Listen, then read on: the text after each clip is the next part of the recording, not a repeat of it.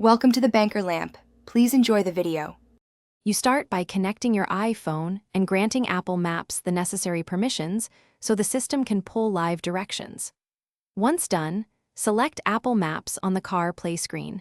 This ensures map tiles and ETA data flow to the head unit. Make sure your phone's cellular and Bluetooth are active for traffic updates, and double-check Do Not Disturb is off for navigation alerts. This early setup minimizes interruptions and lets you begin routing immediately without bouncing between menus. You now plan and refine your route on Carplay. Use touch or say, "Hey Siri, navigate to stay hands-free. Once a route appears, review suggested alternatives and select one if it avoids tolls or traffic. This alters live routing for faster travel. Make sure lane guidance and junction views are on for complex exits, and add stops by voice to avoid rerouting delays.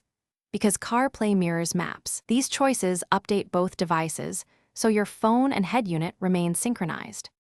You complete navigation by tapping End or simply telling Siri to stop. Afterwards, save useful stops to favorites so future trips start faster. If you need a receipt of the route, check recents on your iPhone. If things go wrong, first toggle Bluetooth or the USB connection and reconnect. Next, restart the iPhone and the car's infotainment system to clear temporary glitches. If problems persist, make sure Carplay isn't restricted in screen time and that Apple Maps is allowed to use location service. Thanks for watching. If this was helpful, leave a like and consider subscribing. See you next time.